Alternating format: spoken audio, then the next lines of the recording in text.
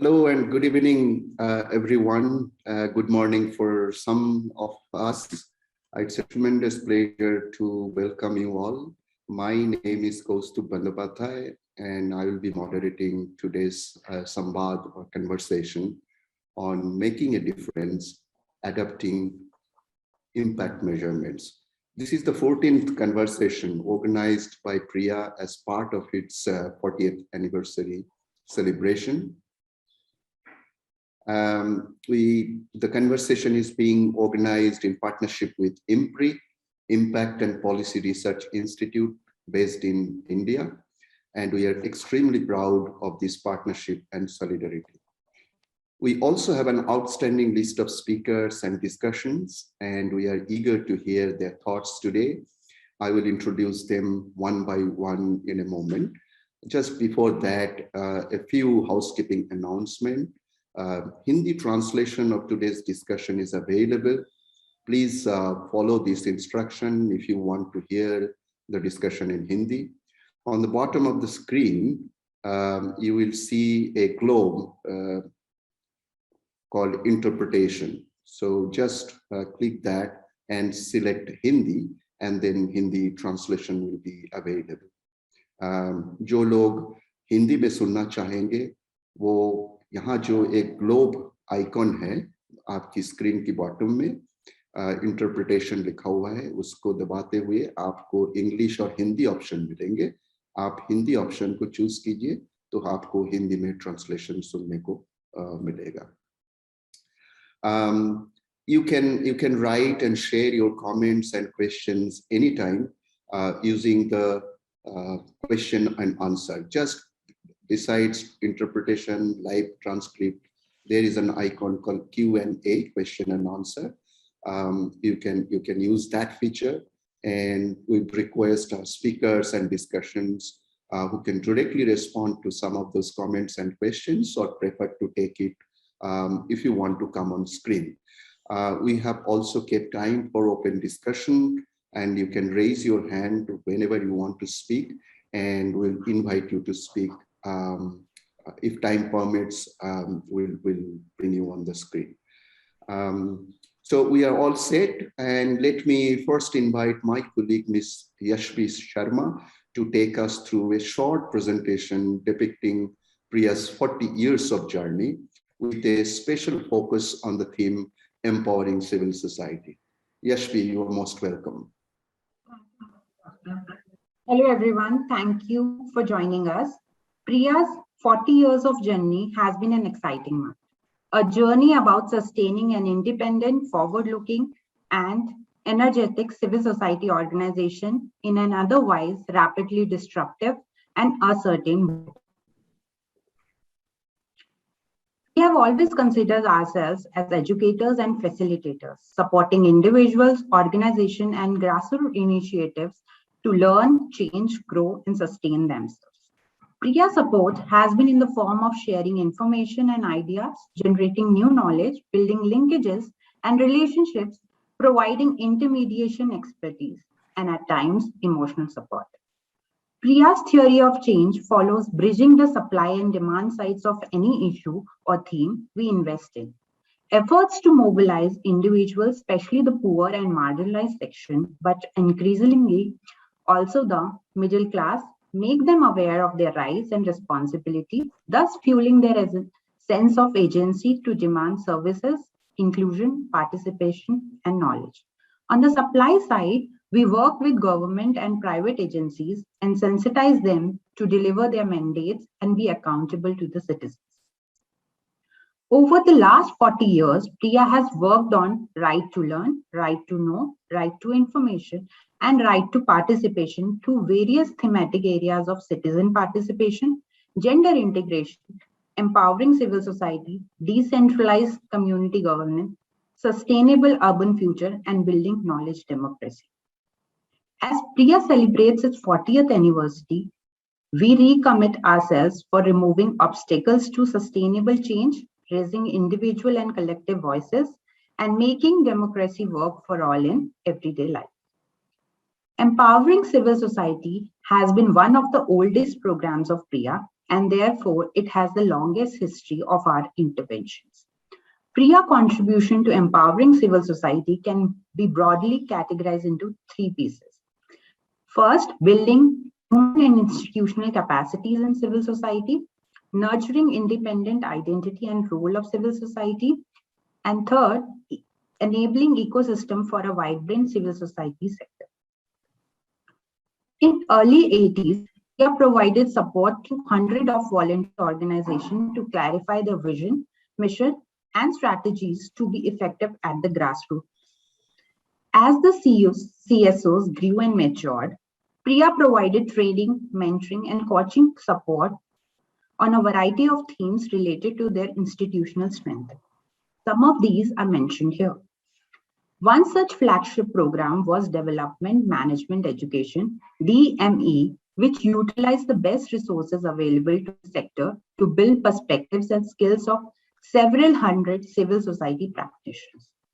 Priya, in partnership with a number of partners, conceptualized and implemented Management in Development Mind Fellowship in the late 90s to catalyze hundreds of new grassroots groups in the so-called Bimaru states of India, some of whom are now the best-known CSOs in the country and continue to be effective on the ground. While Priya continued as a support organization to provide capacity support to grassroots groups, it became imperative to constructively engage with BLI, MLI, and global private foundations who have been the principal resource providers to numerous civil society groups in the global south. Priya, as the global chair of International Forum on Capacity Building of Southern NGOs, IFCB, vigorously advocated these institutions for greater investment in capacity building from 1998 to 2002 by defining what capacity entails from the Southern NGO perspective across Asia, Africa, Latin America, and Caribbean region. Since 2008, Priya International Academy has been spearheading the capacity building efforts of Priya through its numerous educational programs customized for civil society and non-profits. Priya has been instrumental in catalyzing the birth of Civicus and FIM Forum for Democratic Global Governance, two global forums which have been championing civil society voices since their inception. We are very proud that Dr. Tajesh Tandon, the founder president of Priya, was also the founding chair of both these institutes. In order to reconceptualize civil society in the Asian context, Priya undertook two seminal research studies in early 2000. First, civil society in the new millennium in partnership with the Commonwealth Foundation. Second, defining the non-profit sector, which highlighted the economic contribution of non-profits in partnership with Johns Hopkins University. A decade later, Priya led the global study on civil society at Crossroads, which involved 18 countries from both North and South to take a stock of new challenges and opportunities for civil society. As many middle-income countries, along with India, experienced an impressive economic growth, the Indian government's global leadership aspiration also grew. In 2010, India has been providing nearly $3 billion of support to other countries under the broad rubric of South-South cooperation. Unfortunately, much of it has been government-led. Priya, along with few civil society partners, have been an active advocate for broadening the development cooperation through engagement of civil society and other stakeholders. Priya has been providing leadership to the Forum for Indian Development Cooperation by highlighting the innovation and contribution of Indian civil society in global terms. In a nutshell, it has been a phenomenal journey, but new challenges to civil society would require new capacities and an enabling environment, and Priya must respond to both. I would like to stop here and request Dr. Kaustav to take this conversation forward. Thank you. Thank you, Yashvi, for laying the foundation for today's conversation. Friends, measuring effectiveness and efficiency of various development intervention has been a common practice for most non-profits today, and Priya's own experience of monitoring and evaluation and impact measurements highlight the value of synergizing participatory learning processes with the assessment processes and maintaining a finer balance between learning, accountability, and advocacy. Nonetheless, there is very little doubt that measuring results and impact has become increasingly critical for adapting to changing realities. It is in this context we are having today's conversation on making a difference, adapting impact measurements, to discuss a couple of questions. The first discussion questions, Yashvi, could you move to the next slide, please? The first question that we are hoping to discuss, what approaches, methods, and tools can be adapted to measure impact, and what lessons can be drawn from the international and national experiences? Second question that we are hoping to discuss today is what capacity building strategies and interventions can enable scaling up impact measurement practices. And third question is, what are the ways in which impact evaluation or impact measurement can be made independent and free from other kinds of biases? So to discuss these, we have several speakers and discussions with great experiences available with us. So we have requested Dr. Edward Tate Jackson, who is a senior research fellow at the Carleton University based in Canada, and Ms. Nagama Mulda, who is the Chief Executive Officer at the Edelgate Foundation based in India, to set the stage for our discussion. And once we do that, then we'll go for a deep dive conversation. And we have 4 discussions today with us. Ms. Nancy Mcpherson, who is the acting head of Impact Mastercard Foundation in Canada. We have Mr. Jignesh Thakkar, who is the Director, Sustainability and CSR Advisory at the KPMG India. We have Dr. Simi Mehta, who is the Chief Executive Officer and Editorial Director at the IMPRI Impact Policy Research Institute, which is also one of the co-hosts of this event.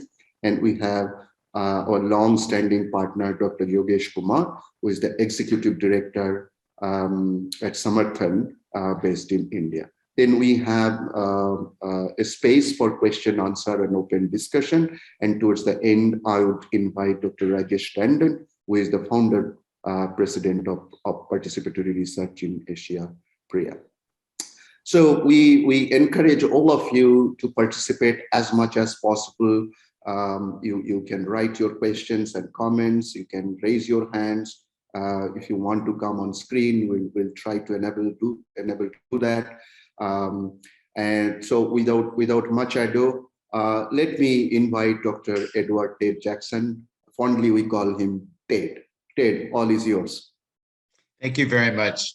This is a real honor to be here, and congratulations to Priya on its 40th anniversary. I want you to know that I met Dr. Rajesh, my brother, when he was in his late 20s, before Priya was started. I can tell you his hair color was different at the time, but his vision and his energy were very clear even then. So congratulations to all of you on this. We need you. You do amazing work at Priya. We need you for the next 40 years. And I think that's what these conversations are about. It's about renewing the agenda.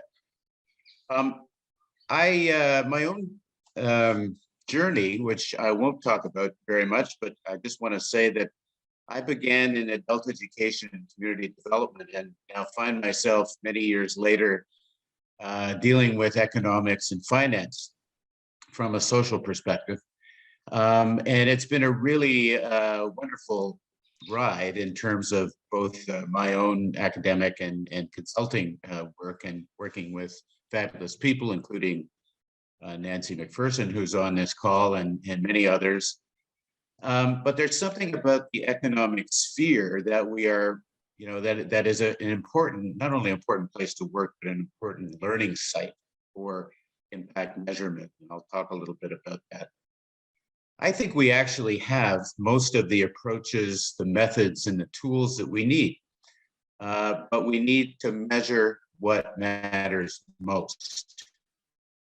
What matters most to economically and politically marginalized citizens? What does a woman worker in a small business want to know about impact? Is she paid a living wage? Is her workplace safe from harassment and physical health risks? Does she have opportunities for training and advancement? Is her family's well-being improving? In that sense, impact measurement must be adapted as if people matter. And I think that's very much in the spirit and the work that is done and has been done by Priya over many years. So on approaches, methods, and tools, I think from theory-based approaches to randomized clinical trials, from problem trees on flip charts to real-time machine learning-enabled analysis of big data, from face-to-face focus groups to single-question instant mobile phone surveys, from crop production patterns to the costs and benefits of significant CO2 reductions. Our challenge is not to pick the right items on the research methods menu. They are there. Rather, it's to figure out what the impacts are that are most important and to whom they're most important, and especially to the marginalized people in a global economy that demonstrably does not work for all. Let me walk through some lessons, or at least some observations, some of which I think are lessons, and from an international perspective and from the perspective of social finance and social innovation, particularly. The first thing to say is that asymmetries still persist in terms of choice and resources available to different actors on what we can call the results chain. It's a permanent task to bust those asymmetries and replace them with equality, opportunity, and reciprocity. Again, this is something that Priya knows a great deal about, but it is true in the economic sphere as much as it is in the sphere of politics and governance. Work in the social market space, so that's social enterprise, social innovation, impact investing, blended finance, gender lens investing, has been marked too often by what I would call caffeinated discourse and overtalk, but it has also brought advances in terms of technology applications, leanness and efficiency, common metrics and standards, and embedding the impact function in the daily management of institutions. So there's something there to be learned. Third, choosing the most appropriate unit of analysis for impact assessment is crucial. We have macro level policies and regulations, meso level programs and organizations, or micro level communities, households, and individuals. I would argue that in impact assessment, micro matters most. Are people's lives getting better? That's the fundamental question. And we know that best from the household and the individual and the community level. There's more to say. The battle between what we could call the randomistas, the advocates of experimental design, and theory-based evaluators continues. But most things have been said. On both sides, let's call it a standoff. I would argue that it's time for a new openness to dialogue, perhaps brokered by younger players and creative hybridization of methods across those two divides. One thing that we have with us now, which is clear to everyone, is social media. Like it or not, negative, positive influences from social media, from anti-science conspiracies and authoritarian controls to flash organizing of progressive campaigns. Impact assessment must engage with social media, not ignore it or duck away from it. Sixth, gender equality can help guide us forward as the very concept of gender evolves and expands. Gender lens investing, which is a sub area of impact investing, has generated an innovative toolbox of standards and metrics for financial institutions, enterprises, and other actors. And the nexus of gender and sustainability can be a powerful site of ingenuity and advance. Finally, post-COP26, sustainability itself has become a driver, reframing and reshaping the way we do impact assessment. In the impact investing and blended finance world, practitioners are greening their impact platforms and instruments for many good reasons. Just let me say a couple quick things about capacity building. One is that we need to establish funding consortia for permanent observatories and labs that will coordinate scarce resources on a large scale. Not everything needs to be evaluated every year or even every 3 or 5 years, but sector-specific studies in agriculture, in agricultural value chains, in water, in many other sectors are needed to inform donors and other actors, governments, investors, but how to allocate their resources for optimum value. Building up domestic philanthropic networks, foundations and funds must be a priority to fund progressive impact assessment over the next 30 or 40 years. Obviously, a favorable policy and regulatory environment would accelerate this process. My last point is around dealing with the issue of bias in the work that we do. The one thing that the RCTs have going for them is that they have counterfactual information. We have not had that on the qualitative side. So we need to develop ways of reducing the time and cost of these impact studies, minimize selection and confirmation bias, and develop an alternative to the counterfactual. There's work to do there, and it's important. So Kostav, I'll leave it there, but look forward to hearing from colleagues in this discussion. Thank you. Thank you so much, Ted. You have raised very critical points.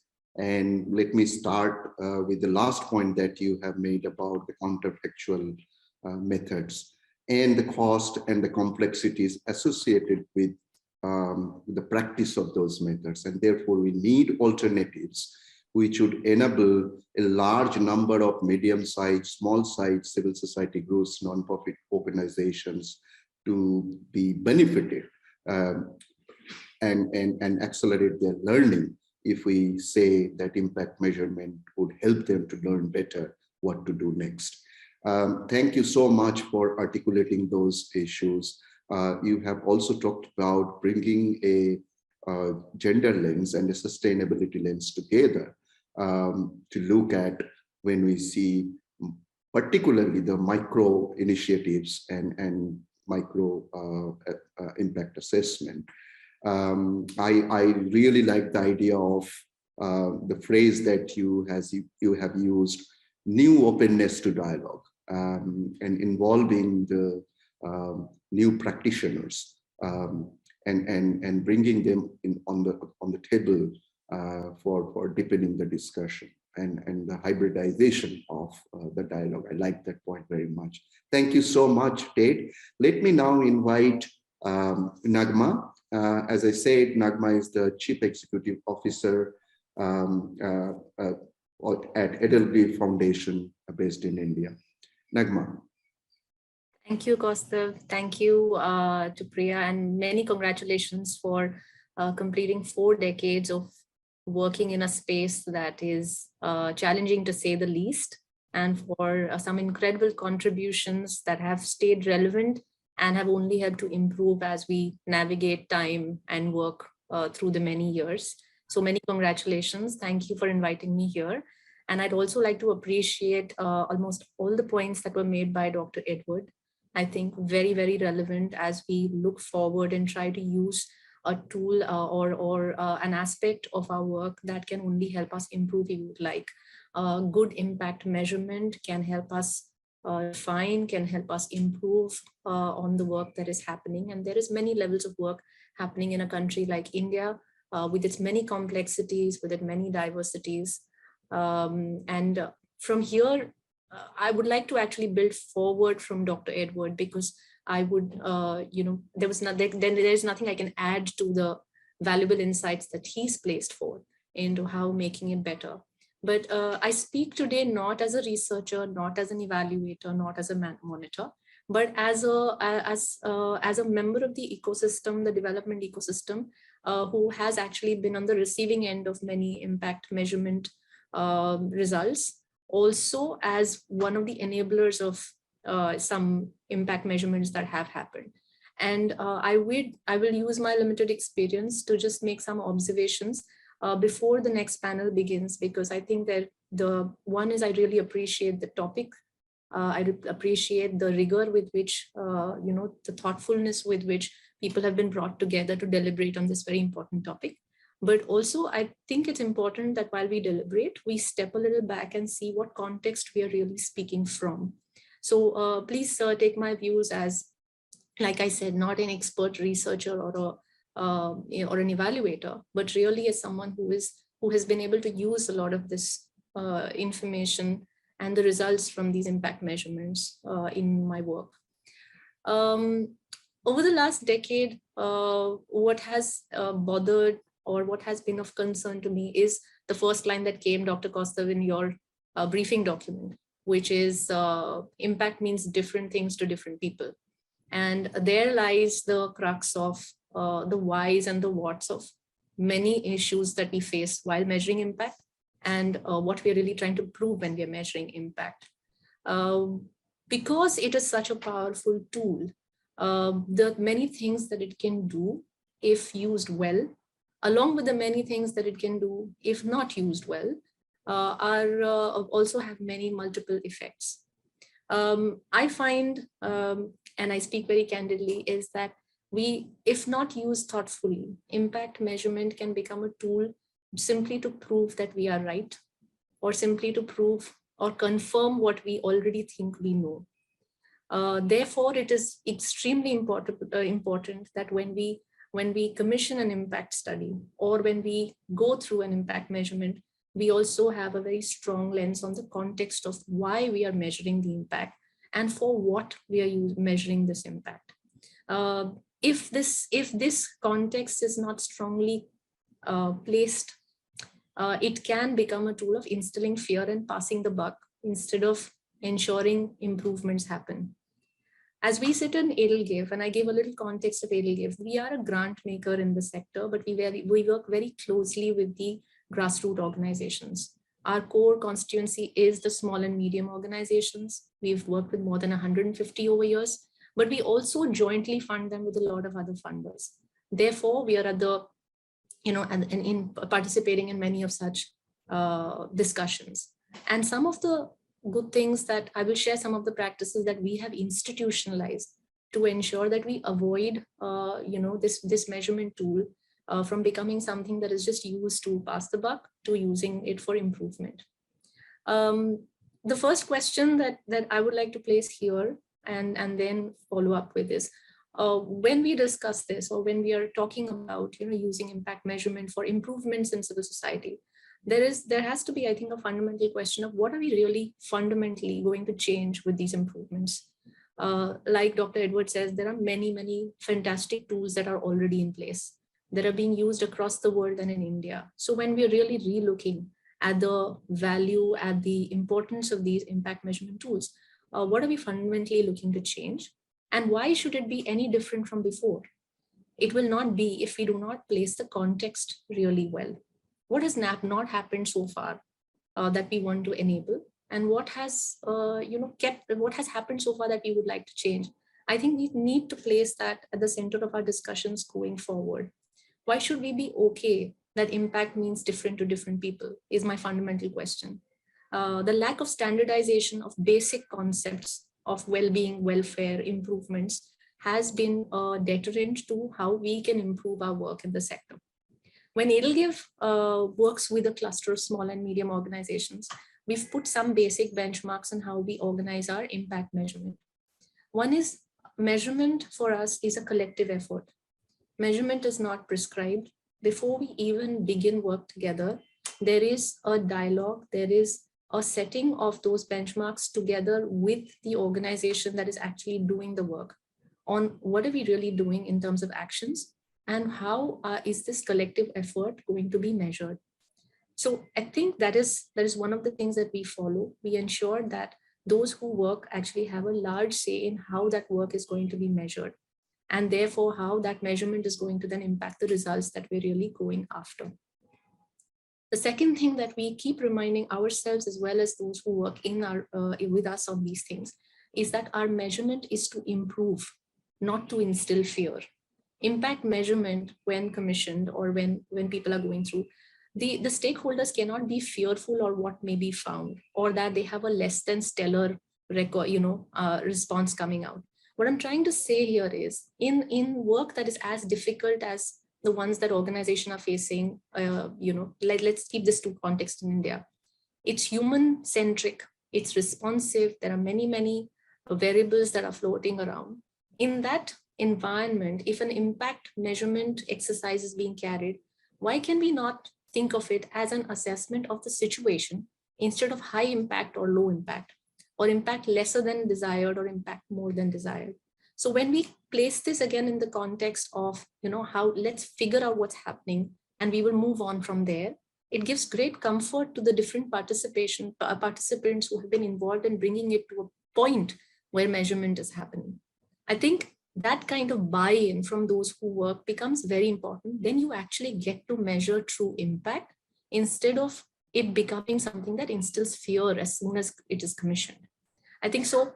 Collectivizing, having people on the same table, ensuring that when we speak of impact, it is always contextualized for improvement instead of an assessment for pulling up what was better or not well done. It has helped us go a long way, because then we've been able to improve from there. The impact measurement for us is an exercise to act, to course correct, to figure out where we need to focus more, where we need to focus less. And we've removed the low and high impact. We also do not shy away, as Ariel gave, to place all kinds of results together, because we take pride in the fact that we are here, we're with our grantees, with our organizations, and all results are results that are real. And we will respond to the answers instead of trying to make them look better than they are. That comes from a place of collective confidence. Throwing the organization to face the results alone will only take away trust and also hamper what is possible at the end of this journey. And finally, something that I would like to reiterate it, there needs to be a little simplification in the language of impact measurement too. If we are speaking about improving civil society through great impact measurement, then civil society has to understand what we are really measuring and has to understand what's really happening. I think sometimes our language becomes a barrier in that understanding instead of a connector for that understanding. The jargons are not always understood. The diversity ensures we're speaking different things to different people. I think that kind of simplification for organizations such as Priya, as well as a lot of very, very proactive, progressive organizations, this is a problem, I think, and including ADA, this is a problem that we probably should spend some time worrying about, because impact should not mean different things to different people. With that, I sign off, and thank you very, very much for inviting me here. And I hope there's a fantastic discussion after this. Thank you so much. I loved every bit of thing that you have said, Nagma. And don't go away. We'll have a wonderful discussion, and we'd sort of like to bring in both Ted and you in the next segment of our conversation. I think the point that you made in the beginning, that the clarifying the purpose for which measurement is being taken up is absolutely important. And at the same time, you have also pointed out that it's easier said than done to develop a consensus among stakeholders that what is the purpose. Now, if donor, if community, if implementing nonprofit, other stakeholders, they don't come on the same page. It's extremely difficult, and therefore it will remain different meaning, different purposes, different sort of angles to the measurement business.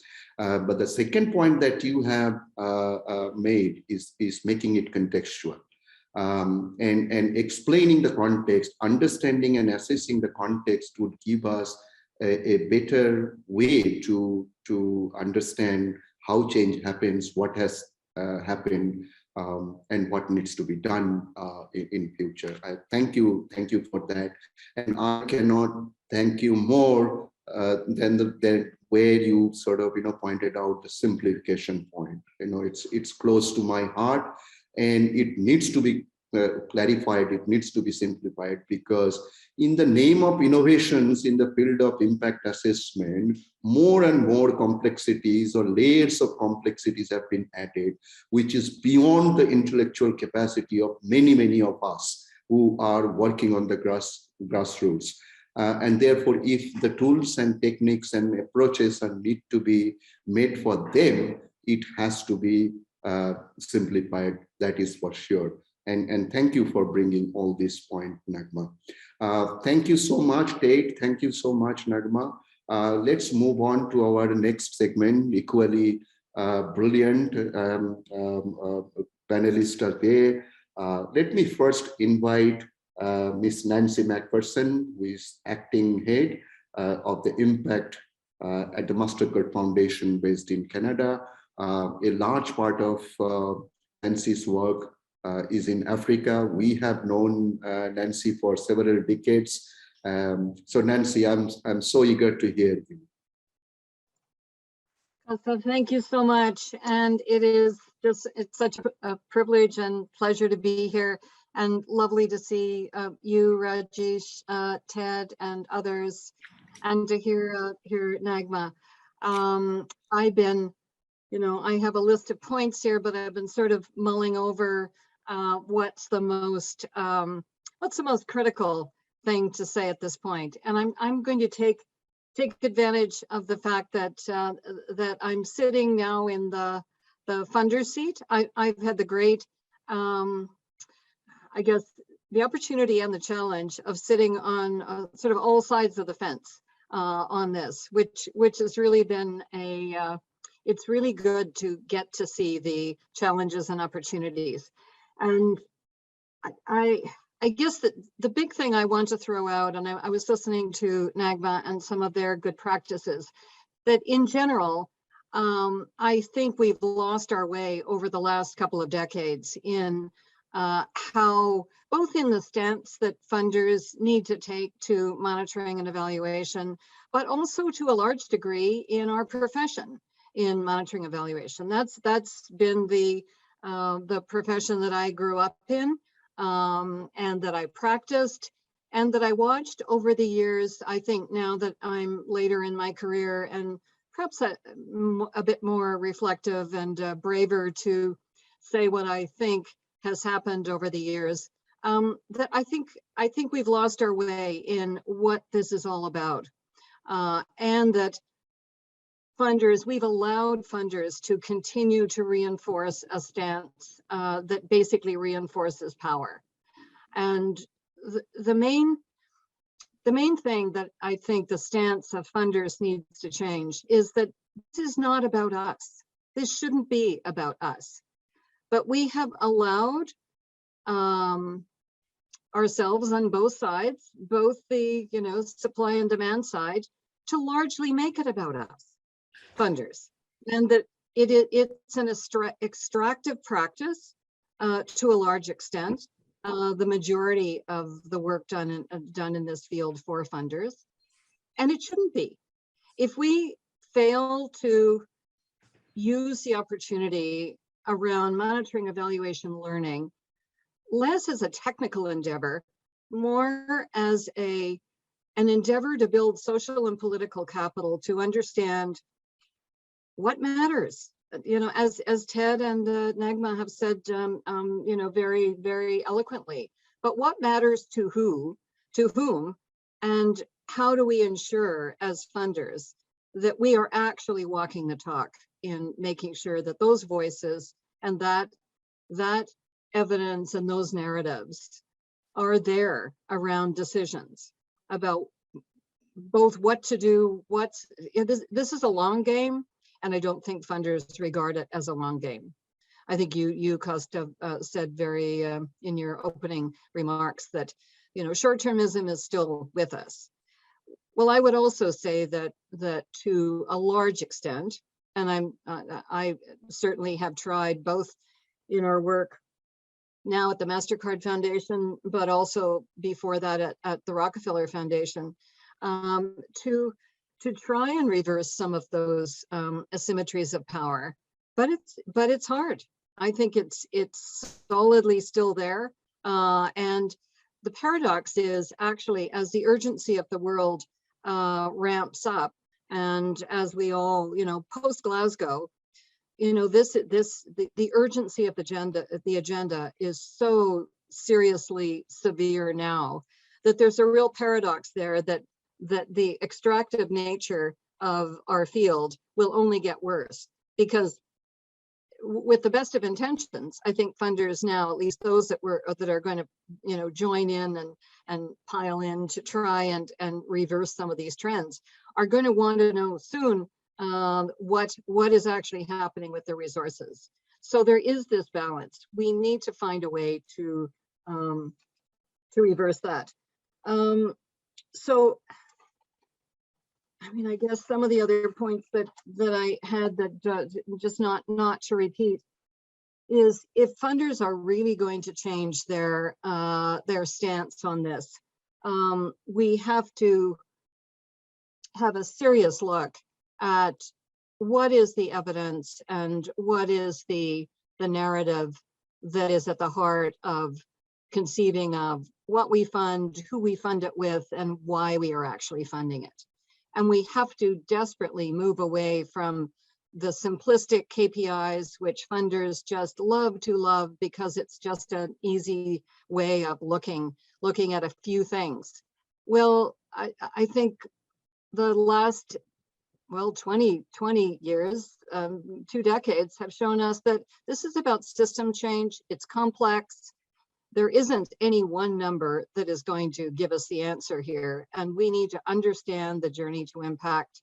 And if we aren't understanding that journey to impact through the voices of those that we seek to support and grow their resilience and grow their ability to advocate for real change, then I think we will have failed. We will have still continued the short-termism. And just one last thing to close with here.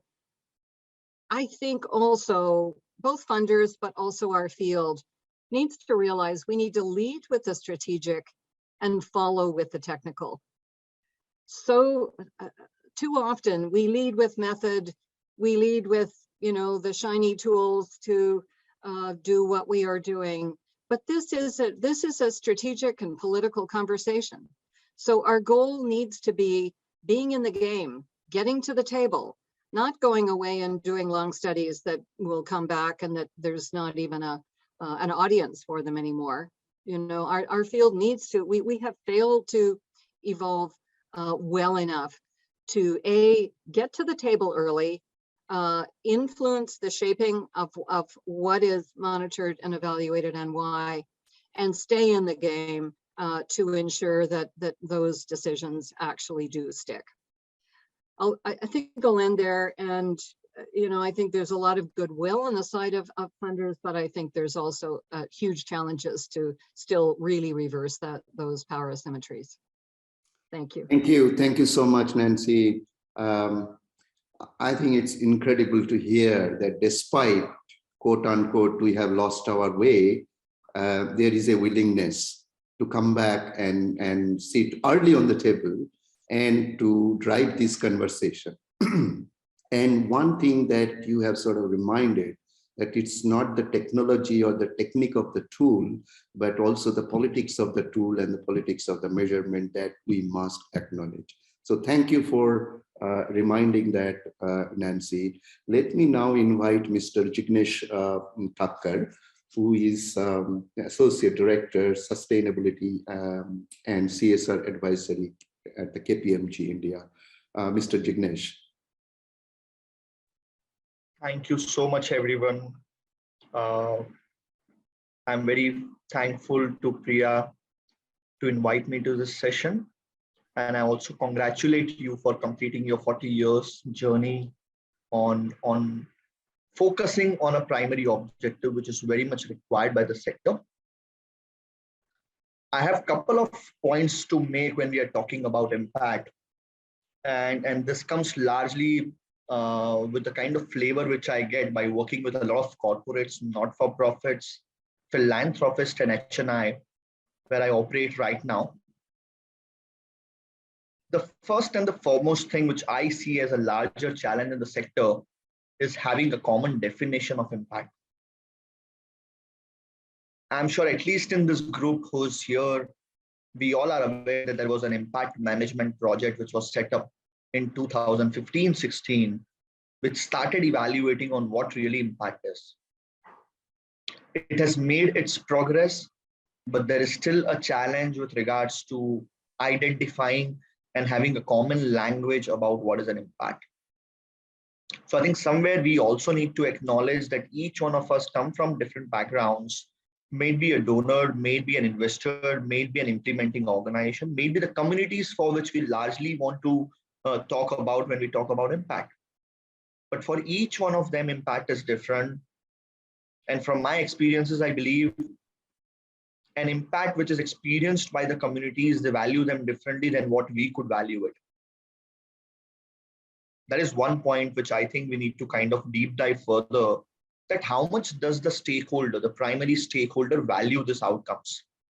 We might focus on pushing, the kind of bars in terms of this is what I want, but does the stakeholder really value that? So I think one critical point is the need for having a common definition of impact among the stakeholders who are invested and who wants to experience the change. And what is that value for that change which they are going to experience? Second larger challenge, which is more so often now seen in the market, is the push and pull between the donor community and the implementing agency community.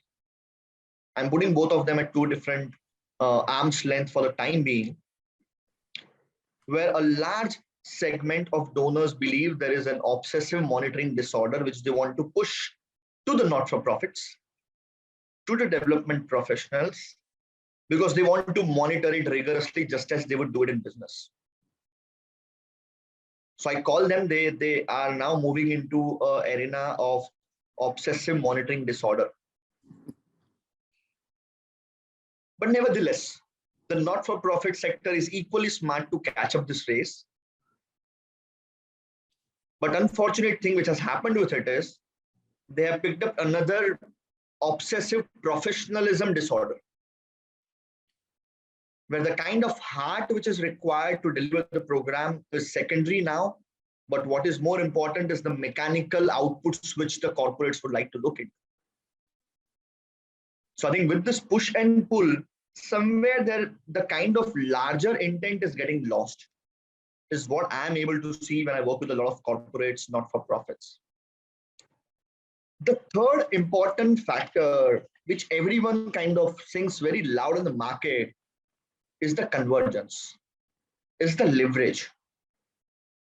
We need to converge, we need to leverage, we need to create collective action. We want to be the catalyst when we fund a project. Excellent. But what happens to your convergence when you disclose in your reports? You don't talk of collective impact. You always talk about what is my impact in this larger project. Why can't a program have multi-stakeholder investments and inputs which are there, which could lead to collective impact?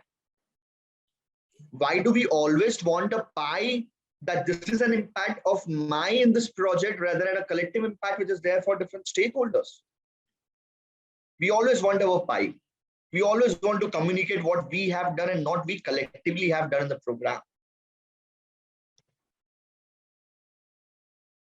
Another, feather in the hat the ministry has added up, that impact investing is going to pick up. The social stock exchange is under discussion. And the MCA has also requested companies with a particular profit segment and, who achieve a benchmark in investment per project to do impact assessment, which means impact assessment is now becoming mandatory in India. Because of which so many boutique organizations have flourished. What do they lack? They have the head, they have the hands. They lack the hard part of it. Why do you really need to do an impact assessment? You could have reports which could be published by any professional. But do they really are sensitized enough on the need for doing an impact assessment? Or do we want mechanical things to reproduce reports who do not really feel connected to the ground and publish a report which companies, does not really matter for them? So I think somewhere there is a need for us to sensitize the sector on the need for doing an impact. The professionals who are there needs to have that heart along with the heads and the hands into it.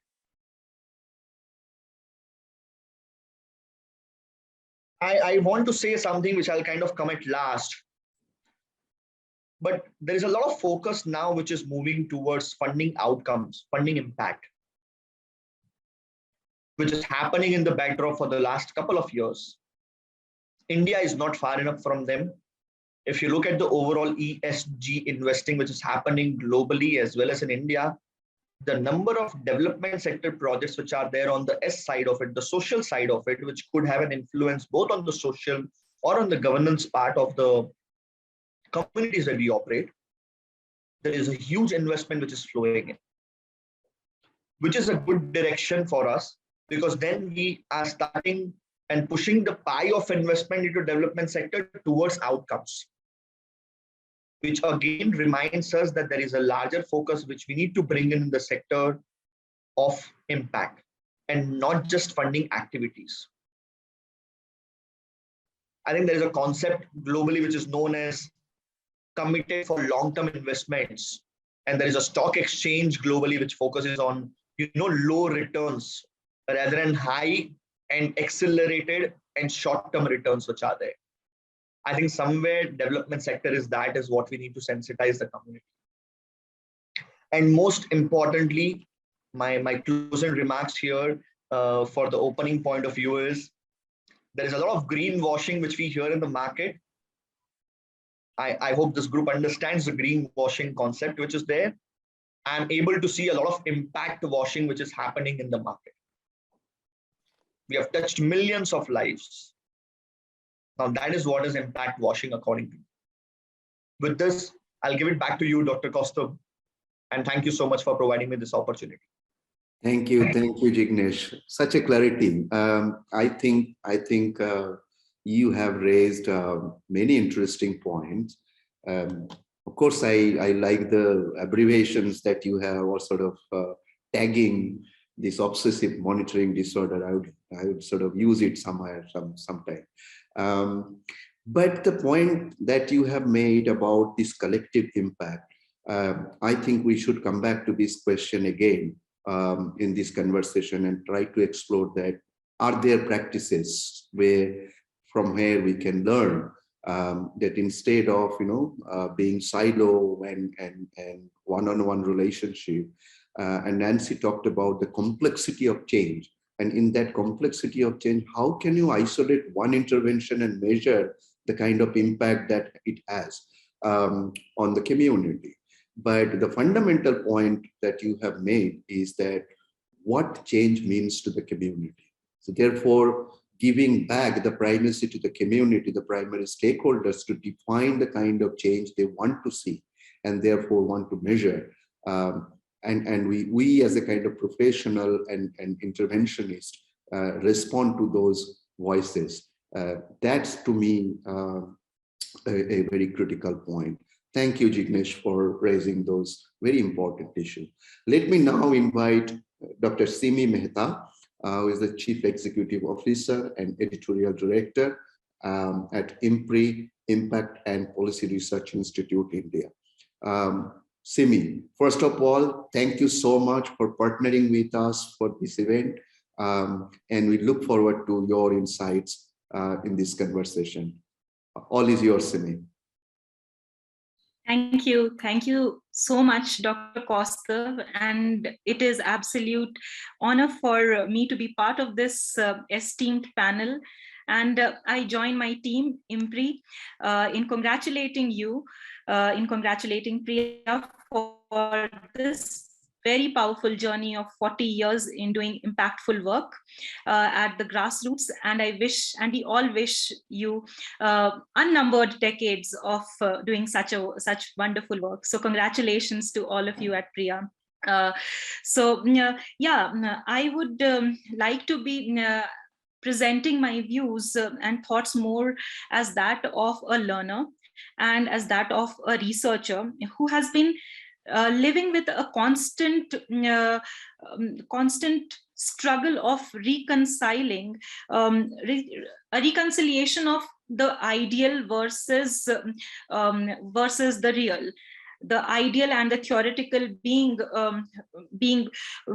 a certain set of objectives that we all wish that should be translated on the ground level, and the real or the practical aspect being where we need to convince the organizations that these objectives can really be translated at the grassroots level, and be driving home a funding commitment from these organizations in this and performing evidence-based and action-based research. I agree with what Ms. Nagma mentioned, that impact should not really mean something that is different to different people. It actually is an effect that arises from any sort of an intervention. It could be, of course, it could be planned and unplanned on the one side, it could be unforeseen on the other. It can be positive, it can be negative, but impact is definitely an effect. Of course, it also includes, immediate and short-term outcomes to broader and longer-term outcomes or effects. So we believe that to measure the impact, we have to understand the fundamentals amidst the whole constellation of wonderful thoughts and opinions among several funding organizations, as well as the implementation agencies, and who is at the grassroots, who is at the receiving end. So to understand the fundamentals, we need to have, or we need to adopt a step-by-step approach, wherein we need to first have a basic understanding about what our overall approach needs to be, whether we are going to use monitoring or evaluation or a combination of both, and who we have to decide on going to achieve out of it. And then we have to plan the data collection method, which I would be coming to subsequently about on the data collection, which is very, very important. We need to have we need to develop the data collection tools and also collect and manage the data very, very effectively, because data collection on the one hand is definitely very important, but data management is another aspect which leads to further conclusions. So we need to have, we need to select right software. We need to have high quality and secure data from the organization that we are dealing with. And how are we using the data? How are we using those conclusions? How are we, whether we are able to effectively analyze and also disseminate the findings that could have far-reaching impacts. That is also an important part of the whole step-by-step approach. And I would like to talk a little bit about the importance of conducting independent or unbiased research, which is one of the questions that you had mentioned in the beginning. Because biases can occur at all levels of planning, data collection, analysis, and even at the publication phases of research. And even as researchers, we also have our certain set of biases. So we need to have this understanding that research bias allows the readers to critically and also independently review the scientific literature, and that in turn helps to avoid arriving at solutions which are really suboptimal.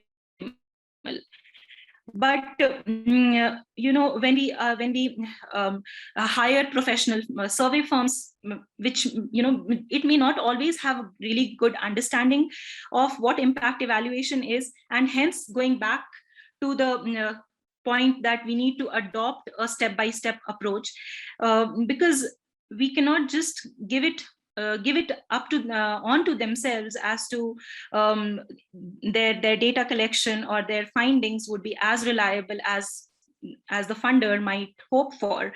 So what kind of interviews are being conducted, what kind of information is being recorded? So there has to be some sort of a monitoring, and definitely from the funding organization side, we should not tolerate poor data collection methods. And if this kind of low quality data collection is discovered, it is very important that the survey firm or the organization needs to know. They should be told that this is unacceptable, and that the data collection must be done to ensure the highest standards. Because at the beginning, all sorts of commitments are done, but only when things actually go to the working condition or to the working stage, that the reality comes to the fore. And that is why the team, the background, the qualifications perhaps of that particular organization becomes very important, and such background checks need to be done before handing it out or outsourcing. But definitely ensuring an independent third party for impact assessment is very important. And this kind of an outsourcing actually creates a separation between the design and in the implementation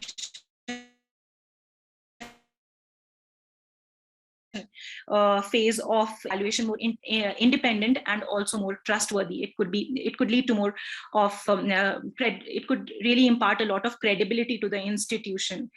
And perhaps we should be very careful in providing incentives. Perhaps it could be encouraged. This is an open question to all the panelists, whether viewers keep a positive attitude, maybe when they are going to collect data during under difficult conditions, under difficult terrain, geography. And in addition, if the interviewers receive a per diem allowance which is decent, which oftentimes is not ensured. And it is actually very important that this kind of data survey, data design, and the whole process is actually given a lot of importance. Because when we do the budgeting of such project, this is the part where minimum funding is allotted to.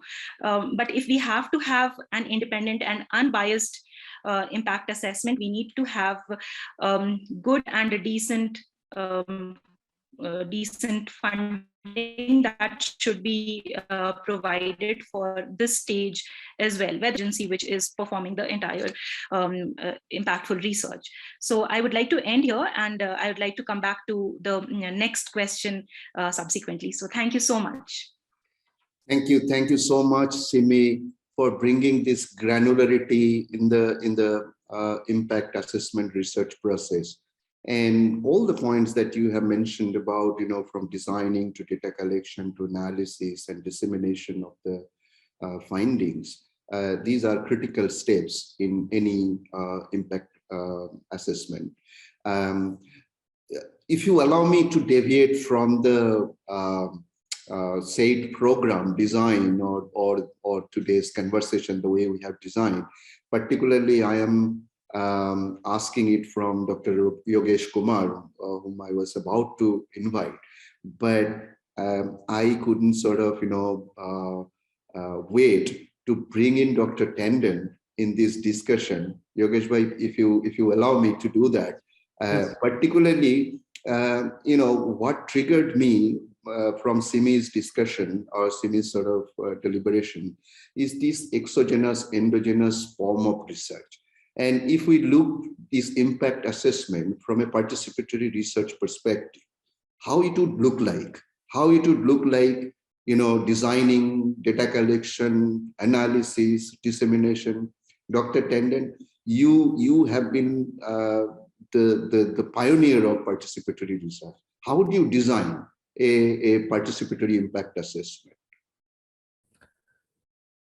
Thank you, Kaustav. I'm so engrossed in the conversation that each person has brought. And I'm not, I was not looking to come in here, but I was making notes. Let me say three things that I find stimulating in response to your question. Jignesh made a very powerful point. That who is the primary stakeholder? When we were in '94 battling with the World Bank, Nancy would remember that, trying to promote participation policy, we said participation matters to whom most? To the primary stakeholders, to whom your loan is supposed to help. So unless we focus on the values, the importance, the criticality of the result in the eyes of the primary stakeholder, all other conversation is technical, professional, and I like Jignesh's adjective, obsessive.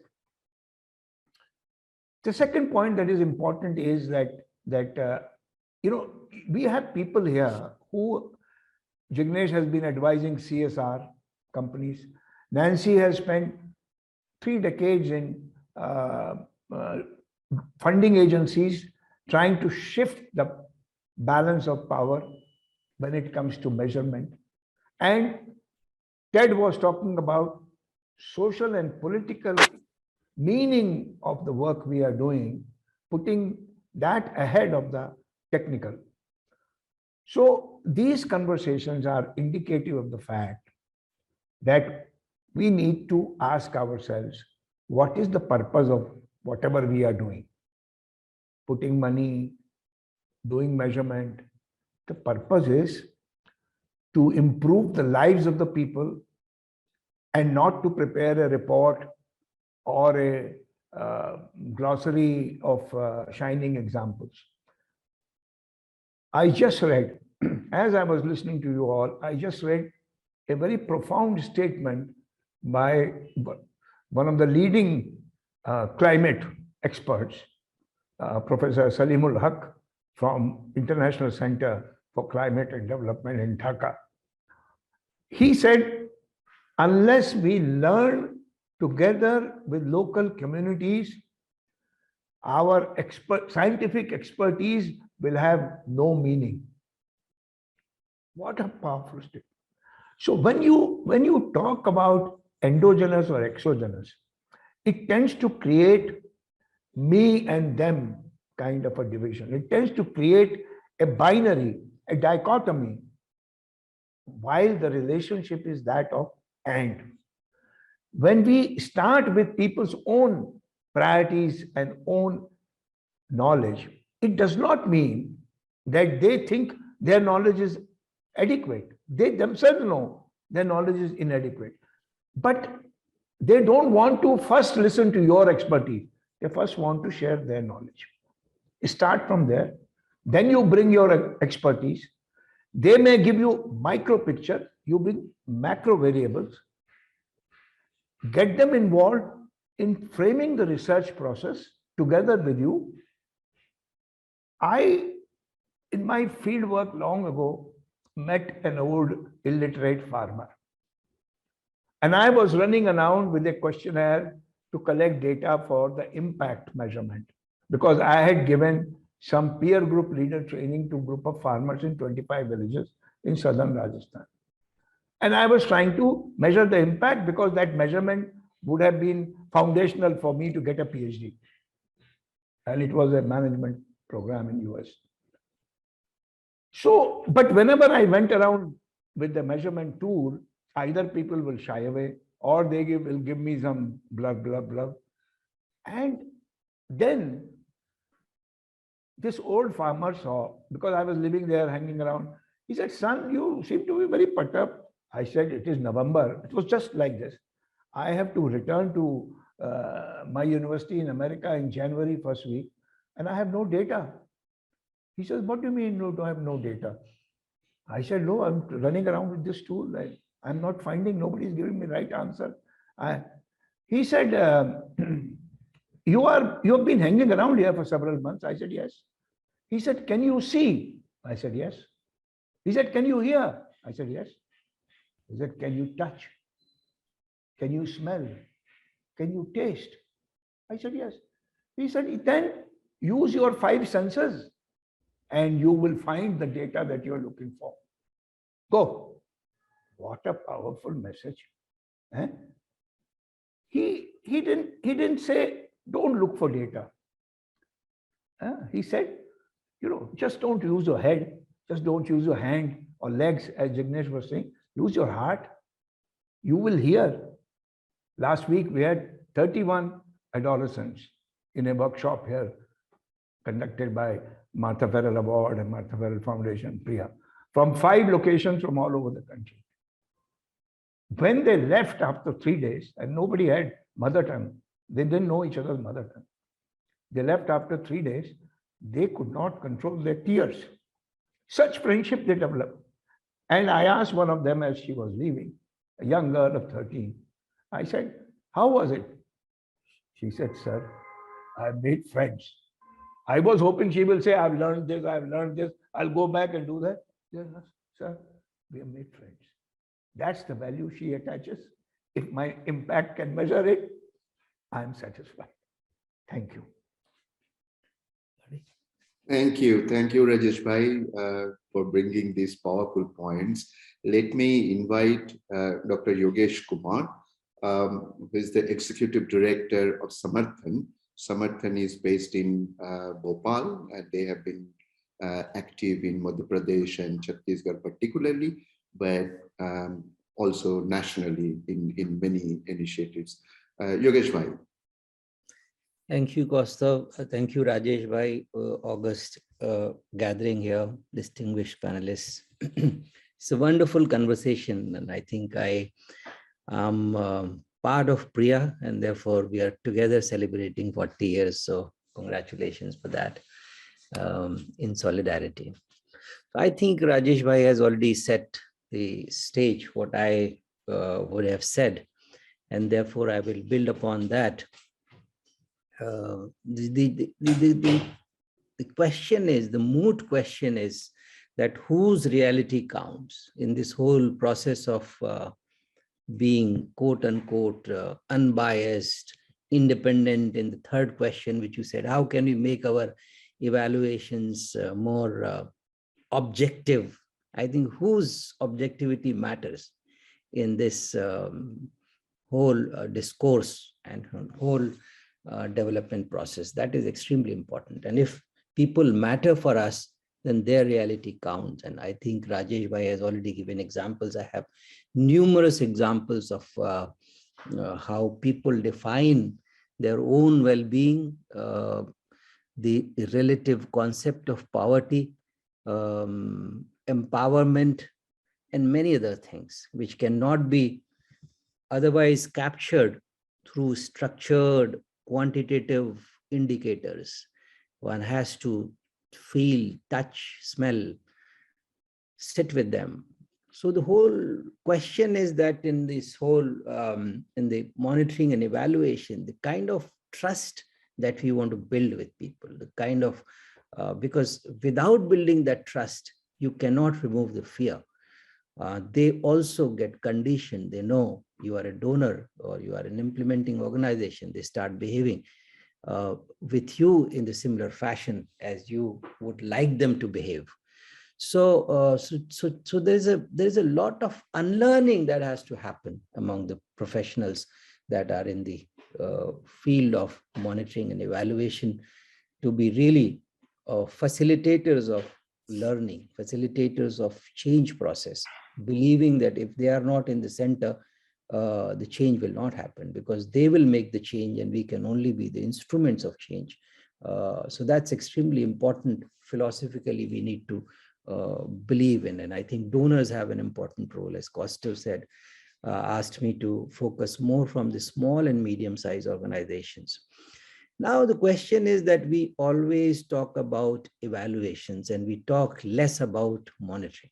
In a participatory, if we want to make the whole process participatory, we will have to invest a lot in building right kind of monitoring system within the organizations. And therefore, donors, unless they are willing to invest in developing capacities of small and medium-sized organizations, giving them human resources, giving them funds, giving them allocated resources to set up that kind of team, so that they become more reflective. They build innate capacities within themselves to dialogue with the communities. The process will not be easy, because then we impose an impact evaluation on them. Some of the people fly down from various cities to these small towns and villages and have next flight to catch, and therefore depend on some instruments and newly designed ways of doing it, rather than looking at the monitoring results, the diaries of the field workers, the quarterly review meetings of the staff that happens in these organizations, which becomes extremely rich source of information. So building ally with the organization and their team is extremely important for the evaluators. We miss it out. We try to build distance with the field level workers because they have been the part of the implementers. Therefore, I think we need to shed this concept and understanding that it has to be unbiased. It has to be a comprehensive reality. It has to be a comprehensive understanding of what change means for all of us and what do we really want to measure. So that's, I think, one part that I would like to emphasize on. The second is that we have not, I think the donors have neglected the whole value chain in this process of change that we are talking about. In this value chain, support organizations have an important role to play. If we really wish and if we really want small and medium-sized organizations to become stronger, if we really want communities to become stronger, therefore connected organizations to the communities have to become stronger. In order to do that, it is not the business model type of organizations that can bring the best of the evaluation and monitoring in these organizations. We need to look for grounded, rooted civil society organizations, those who have invested, and therefore from where the heart will come, from where the patience will come, from where the local perspectives will come, from where the local professionals will emerge who can dialogue with the communities. And we have not invested in that. And therefore we depend on some of the metropolitan organizations, the business revenue-driven organizations who would like to see how much is the profit in this evaluation and how much can we save on that, rather than thinking that how much can we invest in building capacities of the local organizations to do good monitoring. What we need to have a value addition model. The value addition model will come only when we have local resource organizations which have capacities of monitoring and evaluation. And therefore, we need to invest more resources in that. So that is, I think, the missing piece at the moment. And third is the donors as a community, which is moving towards, I think, because they also have their donors, and their donors currently are living in the era or the age where you need everything yesterday, not tomorrow. And therefore, this short-sightedness of change or impatience for change, and making it so tangible that everything should come yesterday is changing the whole dynamics, as Kostav said, the whole politics of development. We are drifting from empowerment model towards the welfare model. Okay, give me $5, I'll educate a child up to class 5th. Give me $2, I will immunize a child. Right. So this kind of donor attitude is leading to more outputs that are measurable, but will have no long-term impact. And therefore, it is extremely important that we have to have conversation with those who are funding to change the mindset that if we really want to empower community, if we really want sustainable change, whether in poverty reduction, whether in environmental change, whether in improved sustainable agricultural practices, we'll have to shift our gears of mobilizing resources and providing resources to the organizations, the small and medium organizations. I think Jignesh has already mentioned the CSR's current, I would say, fashion on measuring the incremental change in investment, in incremental change on investment, right? That will lead to more numbers. We will be achieving targets and we will be away from the objectives. So that is extremely important. So I'll stop here. I think the whole design needs restructuring. The whole thinking needs to be changed. And I think the donor, the multi-stakeholder dialogue has to be set up to figure out what kind of changes do we need as a monitoring and evaluation experts. Recently, I'll stop here with a small example that might explain what I'm trying to say. We've been doing an experiment in Bhopal city, which is the state capital of Madhya Pradesh, and there's a slum area called Banganga, which is around a small river, which used to be a river. It's a dirty drain now. There are settlements. Above the settlement, the smart city mission has built a big road. It is a high-speed road, and they had to raise the level of the road about 30 to 40 meters because they wanted it to be a really fast lane traffic so that people can reach to the airport faster. But in the process, those 40,000 people who were displaced twice in their life, when the assembly house was being built and when they were displaced, and later on when the Bhopal gas tragedy happened, they were displaced and they settled in this area. Twice they were. Now they have a serious problem of waterlogging in their houses. When there is a rain, they have to sleep, they have to stay awake all through the night, removing the dirty water from their houses. So on the one side, we have created a great facility for the middle class and the upper. On the other side, we have created a mess in the life of those who are living happily in that area by creating this road. So whose reality counts?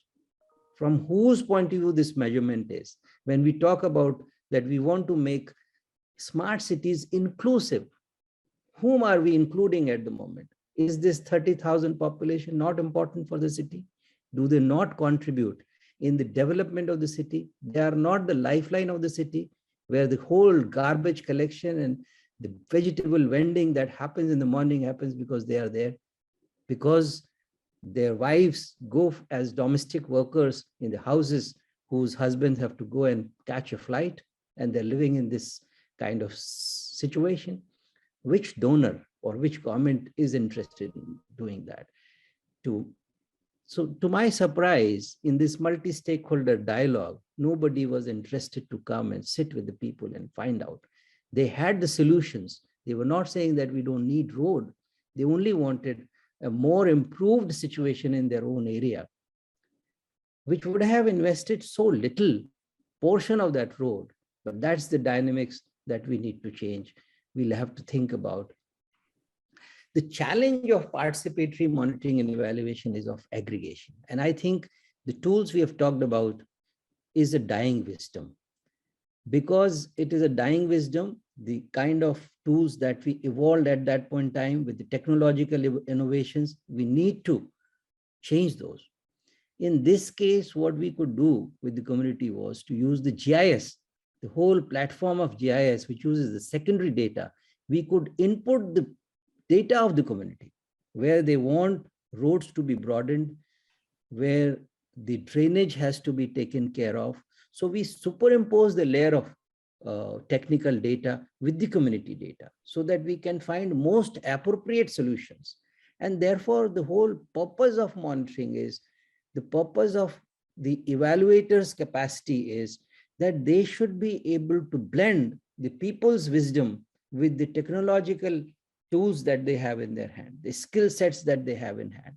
Unless we will invest in that, unless we figure out how the new ways of doing monitoring and evaluation can have space for the people with that sensitivity, we can evolve new tools, it will not be possible. It requires a lot of investment. We need to provide new softwares, new programs of monitoring and evaluation to the small and medium-sized organizations without thinking. We have been training the youth in the rural areas who have smartphones to go and visit the websites of various programs, whether this is the housing schemes or the right to employment scheme, and figure out why people are denied of various kind of entitlements, and dialogue with the government on the basis of the information provided on that. So these are the new tools. These are the new ways where the empowerment of the people through the process of blending the technology with their wisdom has to happen. So I stop here. Thank you very much, Costa. Thank you so much, Yogesh Bhai. Fascinating. And the point that you have mentioned about building a trust between external agencies and the community, which is critical in any kind of development intervention and its measurement. That's really critical. I think the point that you have mentioned about the series of intermediation which happen in any typical development intervention, investing in capacities of grassroots civil society groups and community-based organizations to be part of this process is critical. And therefore, it brings us to one of our discussion question that, what kind of capacity building, what kind of capacity building interventions should we be thinking in order to scale up these practices, and therefore more and more stakeholders give their commitment to defining or co-defining the kind of change and thinking about tools and techniques to monitor and measure those changes. Let me bring Nagma into this discussion. Nagma, what kind of capacity building? I'm aware, we all are aware that Edelgate has made a commitment to work with several hundred organizations, particularly with the grassroots groups, to build their capacities on a series of things or institution development related matters. But what do you think about building capacities on impact assessment? How do we scale it up? How do we support the grassroots groups, small and medium-sized organizations? Nagma? First of all, I think Nagma has dropped off. Oh, no, Nagma has left? Oh, sorry. I think so. Okay. So then let me start with Ted then. Ted, have you thought about the kind of capacity building is required for small and medium-sized organizations? What are those thoughts? Well, I think, first of all, we need a long-term view of this, as Nancy says, this long game, and it's time to renew that vision. So I think we have to get on the train to 2050 and get on the train to 2060, both for net zero work on CO2, but also, as a strategic goal, net zero poverty and optimum democracy. So there's a lot of work to do over the next several years. I think that capacity has to be built in a strategic sense for the field, for all of us who are concerned with, let's call it a coalition for progressive impact investment, to move into new areas and take the agenda, not just respond to the agenda. So, for example, there's a lot of interesting work going on in ESG and the issue of greenwashing and impact washing is raised, absolutely. But to go inside those processes and debates and take the initiative, try to drive, create space, try to drive the agenda, not just respond to it. Another example is green infrastructure, or any kind of infrastructure, to move into those projects, to advocate for the realities that must be assessed and the voices that need to be amplified. I think that's important. There are many other areas, designing machine learning programs that are not sexist or that are not biased in a particular cultural direction or racial direction. We have this issue in North America where there needs to be work done right at the point of coding that is to, in a sense, democratize the coding of these tools. I love the point about GIS and blending new tools, but there's work to be done on the actual coding side.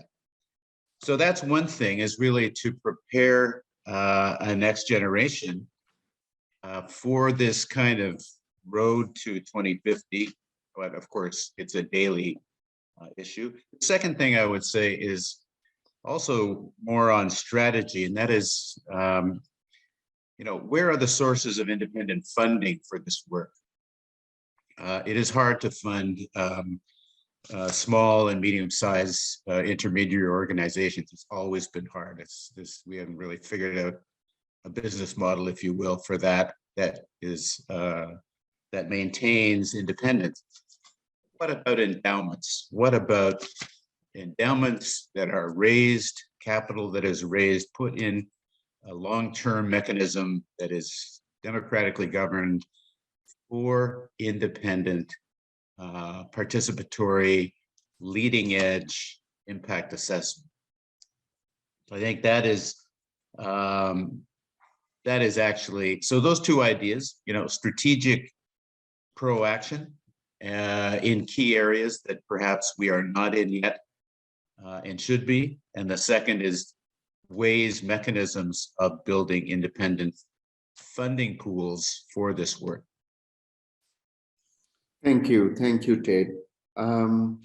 Simi, you talked about even sensitizing the other stakeholders in your deliberation. So what kind of capacity building for creating an ecosystem where sensitization of these stakeholders, including the donors, become very much part of this thinking? Yeah, that's right. I mean, who are the stakeholders who, as one of our previous speakers just mentioned, we need to have a clarity on whom are we actually reaching out to, who's the target group, how inclusive it is, whom are we really including. So are we really portraying or trying to evoke their voices, or are we really presenting their voices directly, or are we representatives of those voices? There is definitely a very, very fine line, but in all these, we should ensure that the real target groups at the grassroots level, they do not lose out at the end of the day or at the end of the project cycle. And for example, does the target group actually represent a section of the society for which the intervention is needed, or whether there is a kind of a phased or a prioritized assessment that, look, this is the kind of intervention that needs to go first in a particular geographical location. So a real assessment or understanding of the situation at the grassroots is very, very important. And second, you talk about the stakeholders. We should not really leave out the policy, because this should actually, any kind of project intervention, it should have a holistic policy support and a gradual reorientation of the policy perspective.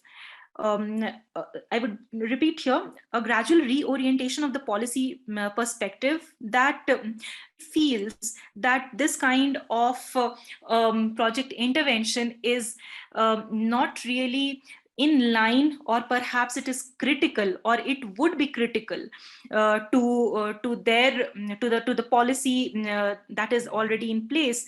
We should ensure that this kind of perspective is really avoided or toned down. Perhaps we could really focus on building strong partnerships and project interventions with agencies. It could be with funding organizations. It could be sort of in the middle, wherein we are bringing in the policy makers, the officials, and at the next end of the arm would be the recipients, so that there is a very harmonious balance, so as to say, and there is continuous exchange of information and learning. Stereotyping or prejudice, that any effort that becomes critical, or that becomes sort of I'd like to work upon it, or this kind of a scheme perhaps is not working, as Dr. Yogesh was mentioning about the smart cities for whom. So openness to any kind of critical review perhaps should be also perhaps it should go on to the policy level as well, rather than really having everything top down. We could have a bottom-up approach, and that is what Priya has been doing, which is very, very exemplary and excellent work that you're doing. So that is my response, Dr. Kaustav. Thank you. Thank you. Thank you so much, Simi. Let me come back to Jignesh. And Mr. Jignesh, what do you think about, what kind of capacity building intervention should be in place, particularly focusing on, scaling up the practices of impact assessment? I'll take an example of how we empowered some of the not-for-profits whom we work with, although they did not engage us directly. I was working with a client and they told us we want to do an SROI. And although I, being a consultant, I have my heart more in terms of how do we create the last mile impact in whatever I do. Else, I don't think I am suited enough to do the consulting job, because I don't want to do repeated jobs year on year, which would be not the right thing for me to pick up. I'm not here to do repeated jobs to build money and to become a partner. I think what we are here is to create an impact on last mile. And when this client told us, can you do an impact assessment for us? I said, okay, what is the methodology which we are talking about? So it was kind of sorted that we want to do an SROI as one of the methodologies which is there. And we could help them navigate why really SROI and so on and so forth. So that is one part of the story. The second part of the story was, we asked them, so you will now get us every year to do impact assessment as and when the program reaches an end stage, or you might get us on board to do a midterm assessment and so on and so forth. For how many years would you continue doing us with this approach? And what we suggested them, that in the year one, when we do an impact assessment for you for one of your programs, we would want your team to shadow us. So the year one, we did the impact assessment, and the team on ground, which is the not-for-profit team, which is there, who is an actual implementing agency, at point of time, we want to call ourselves independent, but you cannot be as independent without getting the views of the implementing agency. because they will help you navigate across different stakeholders in the community. You could make a choice of the sample, but they will be the right people to tell you what are the insights coming out. So they shadowed us in the year 1. Year 2, down the line, they picked up another project where the shadow team was in the front ending, and we were more like, coach to them on how do you reach each and every stage which is there. By doing that, what we helped them is to remove that fear that impact is too difficult to do all of it. We enabled them to do an impact assessment with an SRO methodology. Year 3, we are not around them.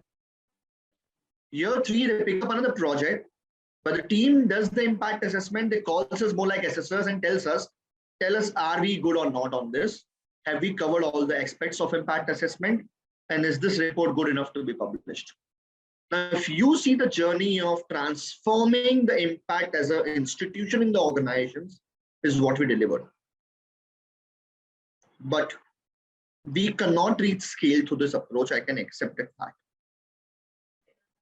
Can we have an academy where we could produce individuals, or maybe rather than saying producing, we could coach individuals who could take this approach of getting mentored, being shadowed, leading it, and thereby moving into a role of an accreditation, of an impact, is something where you could really transform the way in which we look at impact. I think seeing is only believing is what I would say. We cannot say an impact assessment has to be done in isolation. You need to have independence, but you can't do it as independent as not engaging with the stakeholders. I'm confident I've seen a number of studies where you don't triangulate with what one stakeholder would say and what another stakeholder would say.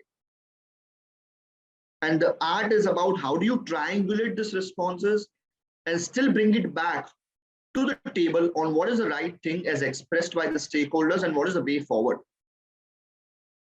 Another very critical important point, which a lot of co-panelists echoed to an extent, is why do we do an impact assessment? There is a least amount of importance given on utilizing reports of impact assessment. How do you use the results? Either to scale the program, to achieve larger outcomes, to influence more stakeholders. I think I've seen very less organizations who would focus on utilizing that report and asking the consultants or anyone who has done an impact assessment, tell us what are your recommendations on how do we utilize this. The last chapter will always be of recommendations. No one looks into it.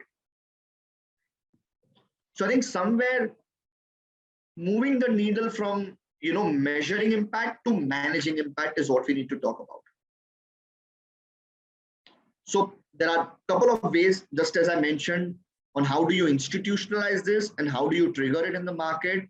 Some preliminary thoughts which I have, but I think there is a long mile for us to go. Thank you. Thank you, Mr. Jignesh. Let me come back to Nancy. Nancy, you have been a practitioner and at the forefront of creating global evaluation community in order to scale up good practices of monitoring evaluation, where lots of basic principles have been it has gone through a transformation. So what will be your thoughts on scaling up capacities to undertake impact assessment, impact measurement, and what Jignesh was talking about, not only taking into account the measurement, but also managing the impact measurement work. What are your thoughts, Nancy? Great, thanks. And thanks. I mean, I love the ideas and the challenges that have come out from all the speakers and also in the chat. A few thoughts both on the funder side, but also on our profession side. I think we're at a very hopeful moment, but it's a moment that we need to step in and make it real. I think there is, as you've said, a lot of talk about scale, transformation, systems change, but I think there is a big misalignment. Funders are still funding individual projects, but talking about the systems change. So I think there is the will and the aspiration to go there, but there's a big misalignment between those two. So on the funding side, we need to build the capacity to understand the long game, and insist that funders stay in for the long game and keep an eye on the long game while funding the short game. I had a boss at Rockefeller that was wonderful at saying, look, if you don't win the short game, there is no long game.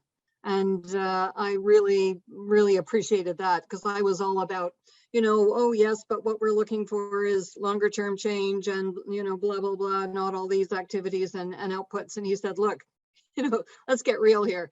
We got to be at both ends of this. You got to be at the table for the short game and nudge those things forward. Well, I think largely in rhetoric, we've managed to nudge the rhetoric forward to what we're looking for is transformation, scale, and systems change. But our methods lag behind that. Our ability to fund system change lags behind that. We're still funding bunches of projects. I think Jignesh really put his finger on one of the issues around collective impact. Funders need to develop the capacity to figure out the brand model for collective impact. That's a reality. And it's also a reality in the in the impact investing space that Ted knows a lot about. The investors still need, they're going to still need some of their brand to be in there. How do we do that together? There are some good examples, and we should be raising those examples. When you think, I was around in the earlier days, and so would Rajit have been, when Gavi was formed. So, Gavi is a collection of funders, and they somehow managed to get the collective model here. And so we need to figure that out in a much stronger sort of way. On our side, on our professional side, numbers of speakers have said this, but we need to envisage what our capacity is to be at the front end of influencing change, not the tail end of evaluating it. We've lost about 90% of our ability to actually influence anything at that point. So how is it that we look back to a model, and to a large extent, I think, I'm sorry to say, but I think the insistence on independent evaluation offices sitting down the hall, having nothing to do with operations and programming and design, has really not served us well. I understand why that was needed in the first place, to basically have some space for independence. But I think our field took that to an extreme. When independent folks are down there having nothing to do with the conversation about what gets evaluated and why. So our capacity to strategically frame the bigger picture, the landscape within which we play, to be influential in that, and Priya's done one of the best jobs I know of is of being in that game early, of talking about what is the bigger picture here. I really appreciate, for instance, some of the approaches and tools that I haven't always appreciated the World Economic Forum, but I do now appreciate them for some things. They have, if you look on their website, they have these transformation maps, and basically you can have a look at the effect of climate change in Africa. And it pulls all different kinds of lenses to that. If you're a funder or an investor, here are the things that you need to appreciate and invest in. If you're a policymaker, here are the things you need to. So getting a more robust sense ourselves of the tools for that bigger picture, so that we're equipped to push back. We're equipped to be in at the front end of the discussions. I think that's the capacity we need. And to be, when I look at the people that, you know, some of the capacities we're hiring for now at MasterCard in this function, you know, we're trying to hire for people who've got really good critical strategic thinking, as well as good technical skills.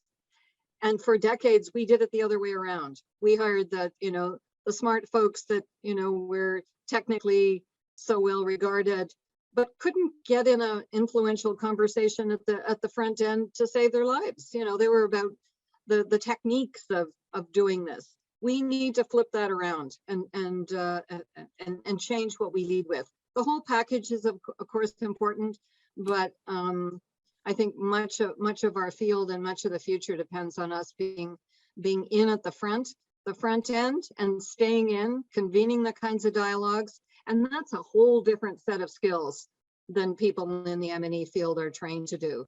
And so we, you know, basically, I guess what I'm saying is we need to change the market, and we need to change the capacities in the market to meet the moment. Thank you. Thank you so much, Nancy. Yogesh bhai, any final thought on capacity? Yeah, I think I would like to reiterate that ultimately, when we are talking about small and medium organizations that are connected to the communities, building capacities of the grassroots organizations, it is important that how we invest in these organizations to become learning organizations. Ultimately, whole monitoring and evaluation has to be seen in the context of the organization development. It is not to be seen in isolation. And it will become more transformative only when we invest in implementing organizations to build overall understanding and overall commitment towards being a learning organization. And therefore, again, I would like to emphasize that let us not be too preoccupied with impact measurement. I think we should be more interested in developing systems of monitoring within the organizations, which are dispassionate, which can consider realities of various point of views, find out what are the best solutions. I wouldn't say that organizations don't have these capacities, and some of those experts have those capacities. It's a question of blending the two together, that how the new methods can be given to these organizations so that they can make their monitoring systems more robust. They learn to define indicators. They learn to change indicators over a period of time. They learn to change methods of data collection.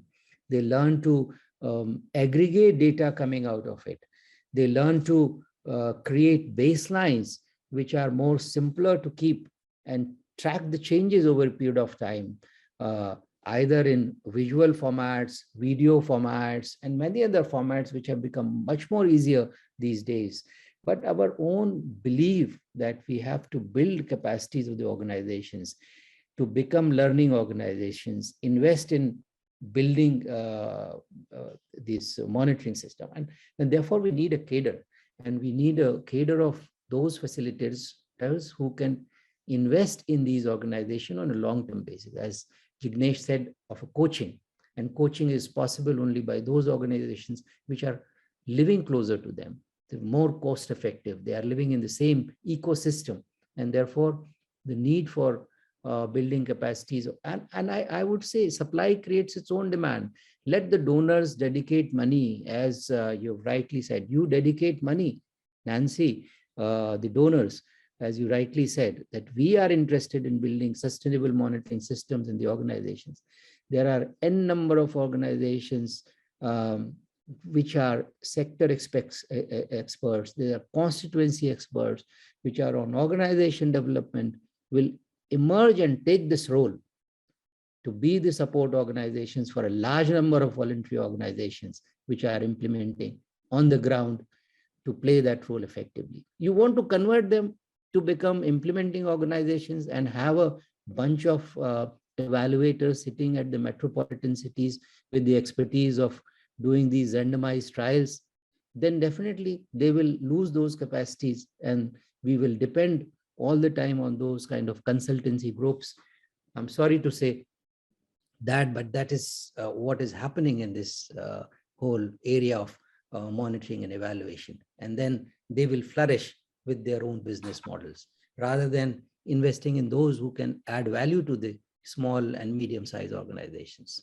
So I think this, as you rightly said, there is a dissonance of what kind of impact do we want to change and what kind of instruments are we using to bring that change, as Nancy have mentioned. I fully endorse that idea. We have to relook the design, the way we are funding. Thank you. Thank you so much, Yogesh Bhai. I understand that we have already exceeded the time, and I'll definitely invite Dr. Tandon to share a few key takeaways. But let me I mean, this has been a fascinating discussion, but I will also leave this discussion with two minds. One is that, there is a saying that more things change, they remain constant. And here, for last 20, 25 years, the discussion on power asymmetry, the dilemma of, between learning and accountability, the question of attribution, individual projects versus collective projects, collective initiatives. These have remained constant, discourse. And I think, Nancy, you need to put another 20 years to take forward this discussion to a logical conclusion. But at the same time, I would leave this discussion with a big heart and sort of more wisdom after listening to all this conversation, and definitely the discussion on this collective impact, capacity scaling up. I have picked up on almost like 3-page, various phrases that I would sort of like to explore further. Dr. Tandon, what are your takeaways from this very, very rich discussion? Thank you all. It's very hard to do a single takeaway, but I think I like what Jignesh was saying, that if we continue to build capacity through that mentoring and shadowing model, he and his firm will go out of business. That's the hard reality. When I was telling the other day in IRMA discussion that when I graduated from School of Management and had a PhD in management and came to do development work, for the first 5-7 years, I used to hide my professional qualification.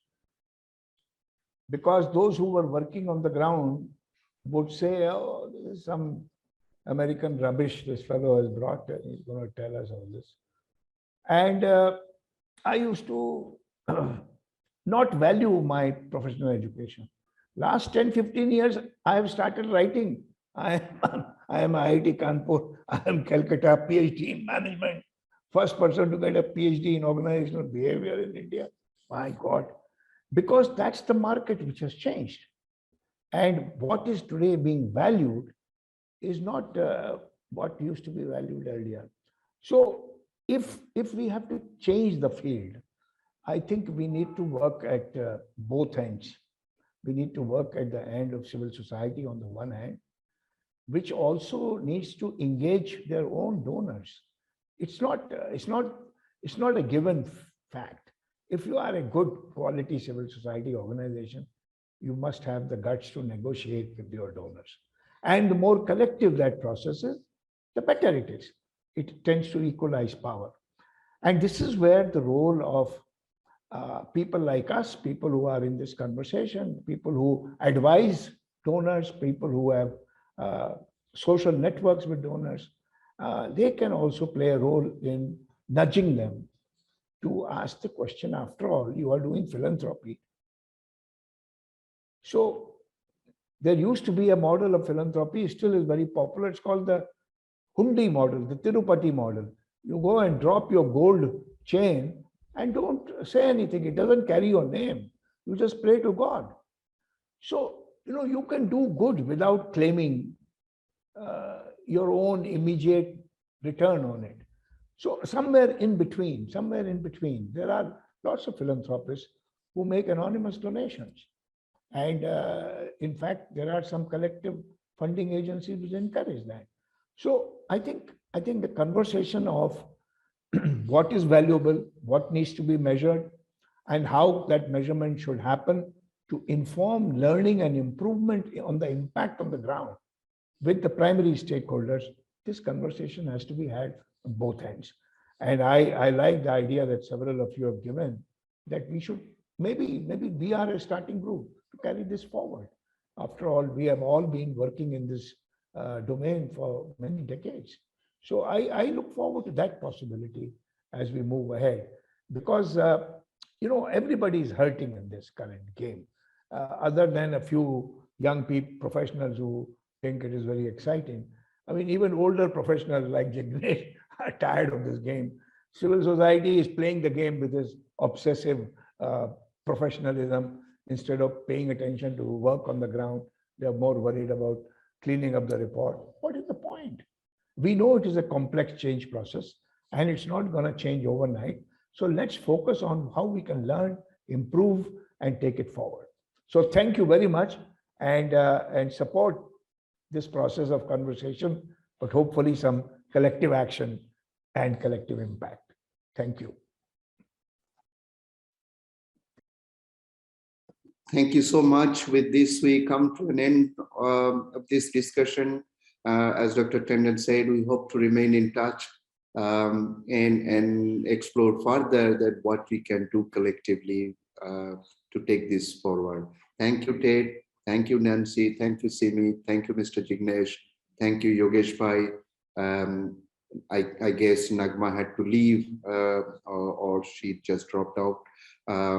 But thanks to everyone, and a special word of thanks to IMPRI for co-hosting this event with us. Thank you so much.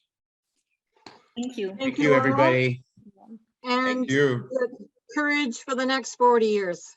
Absolutely. Absolutely. Yeah, Take care. thank you. Bye.